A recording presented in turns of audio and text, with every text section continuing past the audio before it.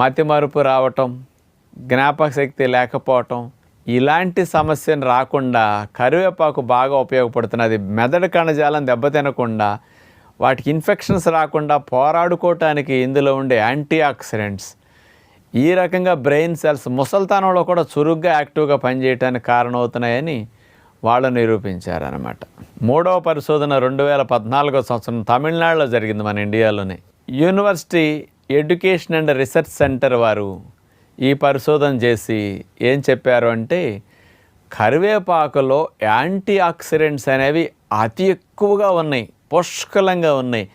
అందులో ఉన్న యాంటీ ఆక్సిడెంట్సే అసలు మెడిసినల్ ప్రాపర్టీస్కి, ఆరోగ్యాన్ని సంరక్షించడానికి అద్భుతంగా పనికొస్తున్నాయని నిరూపించారు.